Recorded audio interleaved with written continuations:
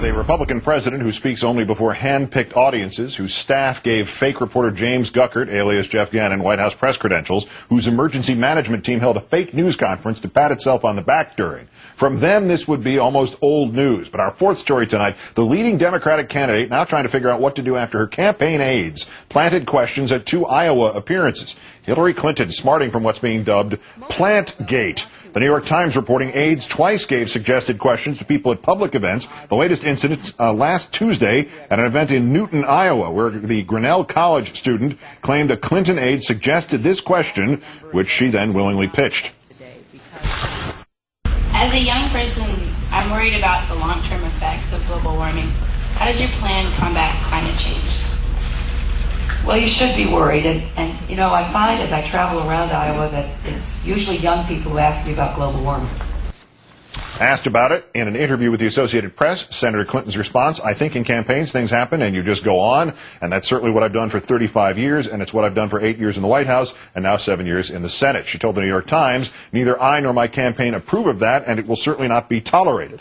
Also in Iowa, Barack Obama stepping up attacks on his Senate colleague, giving what was reported as an impressive performance at a Democratic event this weekend and narrowing the gap in the polls between himself and frontrunner Clinton to only 9 points in New Hampshire, that in the latest poll from the Boston Globe. MSNBC analyst Craig Crawford of CQPolitics.com, just back from Iowa, and he will now answer 4 planted questions for us. Craig, good evening. I recommend Iowa to campaign junkies everywhere. You can see a candidate more than 3 or 4 every day and enjoy fine pork products while you do it. 1 down and 4 to go. So 3 times at least, I've said to you, gee, can she really be caught unless she hurts herself? Would this be Senator Clinton hurting herself, and who in her campaign would have been stupid enough to do this?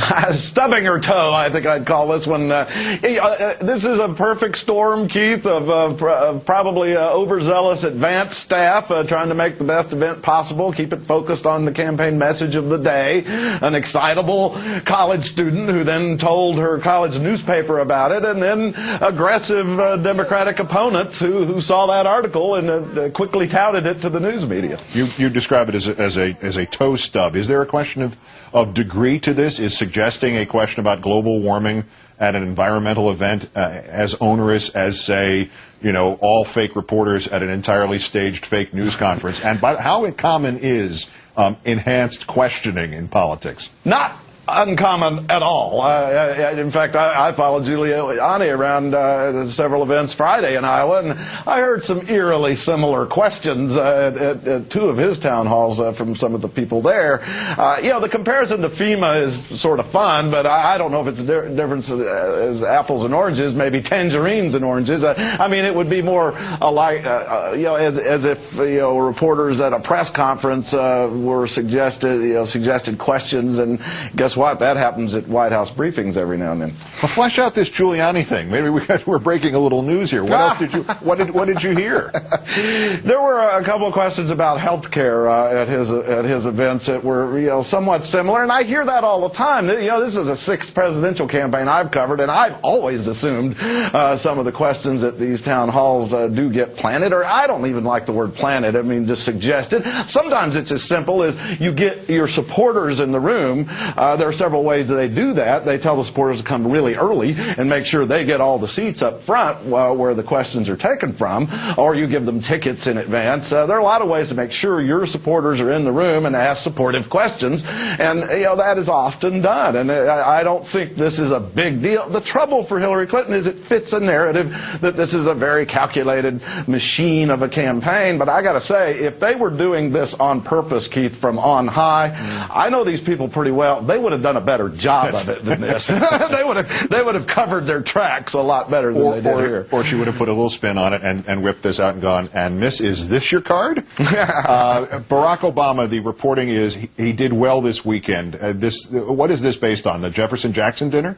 He had a big night, you know, well organized, a lot of supporters there. All the candidates did pretty well. I sat through 5 hours of their speeches. I feel like I need college credit after listening to all the policy wonking at these speeches. But he gave a very impassioned plea that I think what is caught the attention of a lot of these Iowa voters who are so pivotal is the arguments he was making about what kind of nominee do you want to pit against the Republicans. And I think the most effective line is when he said, I will not be a candidate who can be, that the Republicans can say, I voted for the war in Iraq. I think that got a lot of the Iowans there thinking about how they want to run against the Republicans and what the Republicans will be throwing at them. And if she's now at 11 over Obama in the Marist poll and 9 over the Boston Globe poll in New Hampshire, who's gaining those voters that she may be losing? Well, you know, it's fascinating. The spin here has been that it's great for Obama, and I suppose it is. Anything bad for her, it helps him since he's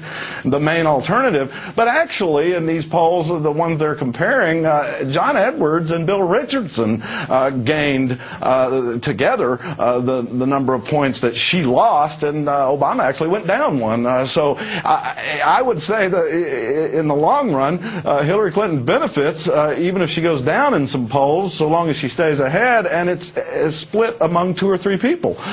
Then she's still on top for actually winning. Well, maybe Senator Obama needs some of those suggested questions. Yeah, Our own Craig Crawford answering all questions, suggested or otherwise, from CQPolitics.com. As always, Craig, great thanks. Happy to be here.